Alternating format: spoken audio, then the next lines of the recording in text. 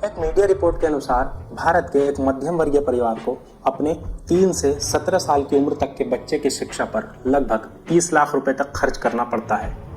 उसके बाद उसके ट्यूशन के लिए लगभग 40,000 से 1.5 लाख रुपए तक खर्च करना पड़ता है। उसके बाद जब वो बच्चा ग्रेजुएशन के लिए जाता है तो लगभग 4 लाख से 20 लाख रुपए तक खर्च करना पड़ता है। कुल मिलाकर अगर हम एक औसत निकालें तो औसतन लगभग एक मध्यम वर्गीय परिवार को अपने एक बच्चे की शिक्षा पर 30 लाख से 50 लाख रुपए तक खर्च करना पड़ता है।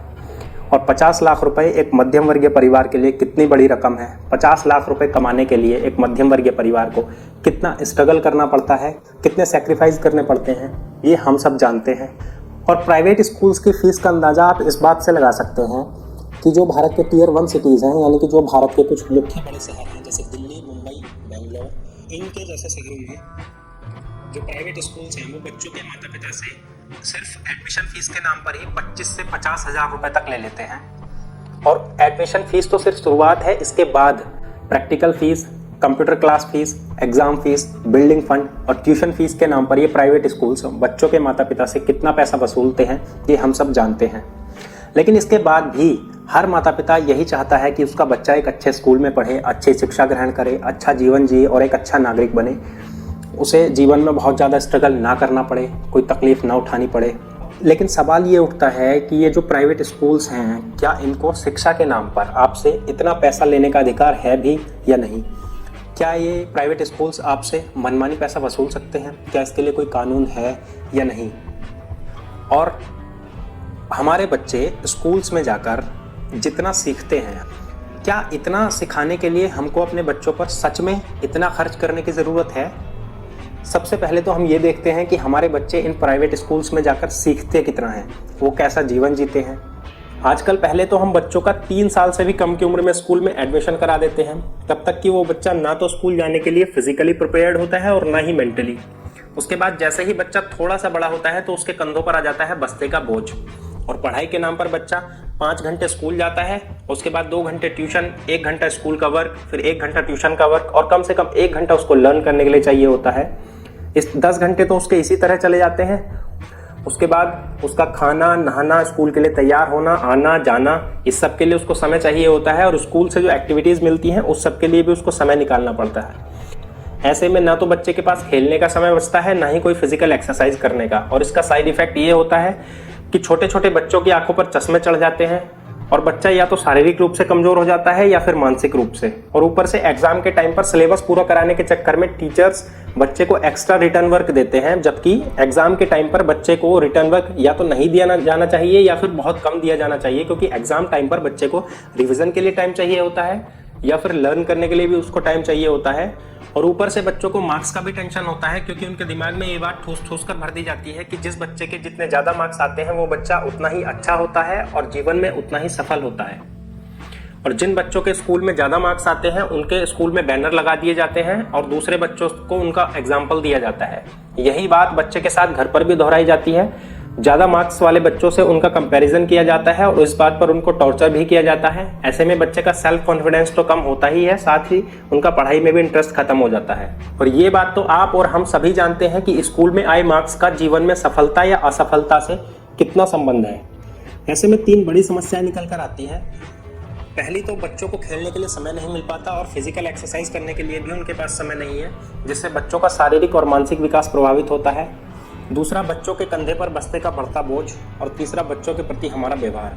अब अगर आपको भी यह लगता है कि बस्ते का बोझ बच्चों के लिए कोई बहुत बड़ी समस्या नहीं है तो ये आपकी गलतफहमी है, क्योंकि हाल ही में भारतीय मीडिया में छपी एक रिपोर्ट के मुताबिक बाल विशेषज्ञ का कहना है कि 5 से 10 साल की उम्र तक के बच्चे का बस्ते का बोझ, उनके बोझ का मतलब बच्चे के वजन का सिर्फ 10% तक होना चाहिए। यानी कि अगर किसी बच्चे का वजन 30 किलो है तो उसके बस्ते का बोझ सिर्फ 3 किलो तक होना चाहिए।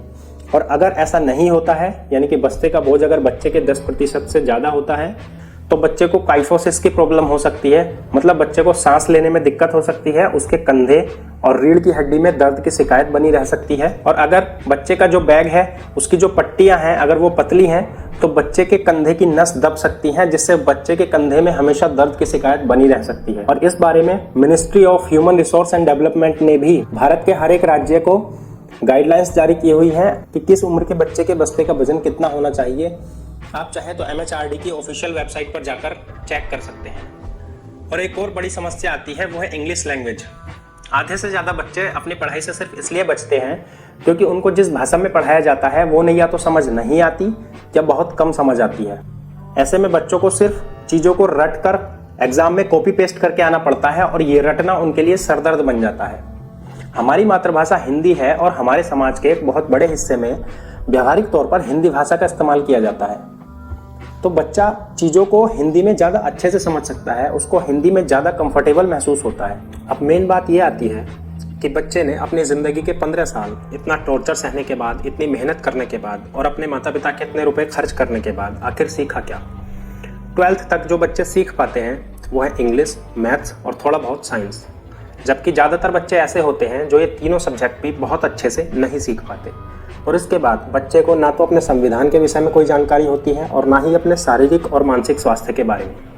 जरा सोचिए, 15 साल में हम अपने बच्चे को ये भी नहीं सिखा पाते कि उसको अपने शरीर को और मस्तिष्क को स्वस्थ कैसे रखना है, जो कि उसकी सबसे पहली ज़रूरत है।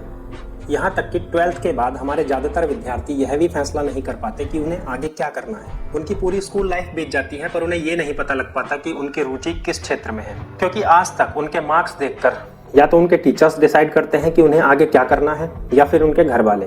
और अगर किसी बच्चे को पता लग भी जाता है कि उसे किस फील्ड में इंटरेस्ट है तो उसे ये नहीं पता होता कि इस फील्ड में आगे उसके पास क्या क्या ऑप्शंस है, इस फील्ड को लेकर वो आगे क्या कर सकता है, क्योंकि उन्हें स्कूल में यह बताया ही नहीं जाता कि उनके पास किस फील्ड को लेकर क्या क्या ऑप्शंस है। लाइक अगर उसे हिस्ट्री में इंटरेस्ट है तो वह हिस्टोरियन बन सकता है, आर्कियोलॉजिस्ट बन सकता है। जियोग्राफी में इंटरेस्ट है तो जियोग्राफर बन सकता है, कार्टोग्राफर बन सकता है। अगर उसे आर्ट में इंटरेस्ट है तो आर्टिस्ट बन सकता है, एनिमेटर बन सकता है, ग्राफिक डिज़ाइनर बन सकता है। अगर उसे कंप्यूटर में इंटरेस्ट है तो कंप्यूटर साइंटिस्ट बन सकता है, सॉफ्टवेयर इंजीनियर बन सकता है, गेम डेवलपर बन सकता है। लेकिन उन्हें स्कूल में ये सब बताया ही नहीं जाता। उन्हें सिर्फ एक ही चीज़ बताई जाती है कि उन्हें अपनी पढ़ाई पूरी करने के बाद सिर्फ किसी भी तरह एक नौकरी लेनी है। और उसके बाद बच्चा जब नौकरी लेने के लिए जाता है तब भी उसे इधर उधर ठोकरें खानी पड़ती हैं, क्योंकि उसे स्कूल में किसी ने बताया ही नहीं कि उन्हें यहाँ कुछ सीखना भी होता है। बच्चे ने इन 15 सालों में सिर्फ 3 ही चीज़ सीखी होती हैं, वो है रटना, लिखना और एग्जाम्स में नंबर लाना, जो कि उसके व्यवहारिक जीवन में कहीं काम नहीं आता। और अगर किसी बच्चे को साहित्यकार बनना हो, खिलाड़ी बनना हो या कलाकार बनना हो तो उसके लिए उसे अलग से स्ट्रगल करना पड़ता है। और तो और हमारे देश में ज़्यादातर व्यक्ति पुलिस और अधिकारियों से दूरी बनाकर रहना चाहते हैं, क्योंकि हमें एक आम आदमी होने के नाते यह पता ही नहीं होता कि हमारे पास क्या क्या अधिकार हैं, क्योंकि हम में से ज़्यादातर ने अपनी स्कूली शिक्षा पूरी होने तक संविधान पढ़ा तो दूर देखा तक नहीं होता है। इवन जो हमारे टीचर्स हैं उनमें से भी ज़्यादातर को संविधान के बारे में कोई विशेष जानकारी नहीं होती। अब आप ज़रा ये सोचिए कि 15 साल का समय कितना होता है। अगर हम समय को सब्जेक्ट के हिसाब से डिवाइड करें और एक सब्जेक्ट के लिए लगभग 2 साल का समय मानकर चलें तो 15 साल में बच्चे को लगभग 7 सब्जेक्ट सिखाए जा सकते हैं। और अगर हम एक सब्जेक्ट के लिए लगभग 3 साल का समय मानकर चलें तो बच्चे को 15 साल में कम से कम 5 सब्जेक्ट बहुत ही डीपली सिखाए जा सकते हैं। और एक सब्जेक्ट के लिए 3 साल का समय काफ़ी लंबा समय होता है। कुल मिलाकर मैं आपसे यह बात दावे के साथ कह सकता हूँ कि जितना हमारे बच्चे स्कूल्स में 15 साल में सीखते हैं उतना बच्चों को सिर्फ 7-8 साल में उससे आधे खर्च में सिखाया जा सकता है। अब इस सब के समाधान पर आने से पहले हमको ये जान लेना होगा कि किसी भी प्राइवेट स्कूल को आपसे मनमानी फीस वसूलने का कोई अधिकार नहीं है।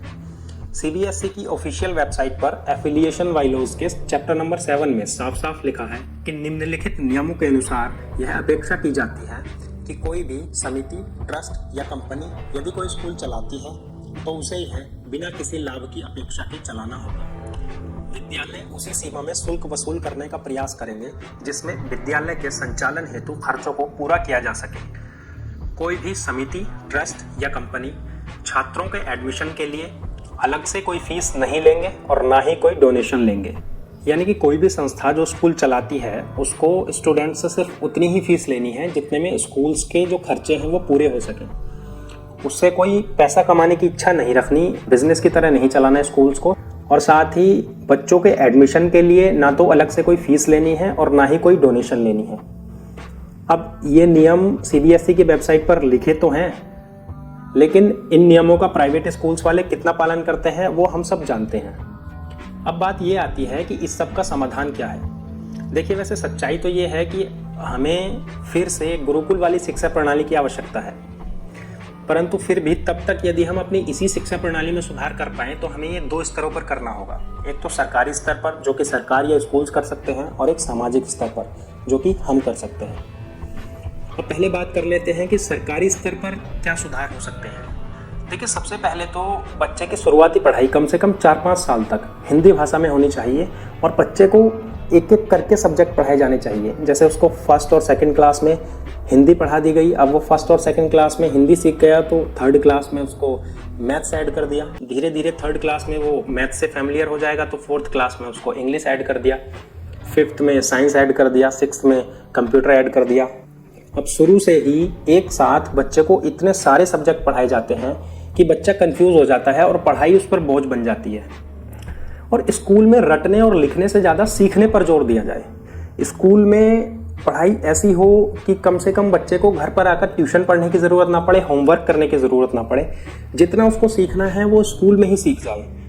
घर पर आकर बच्चा कम से कम फ्री माइंड होकर खेल सके, जो कि उसके शरीर और माइंड दोनों के लिए ज़रूरी है।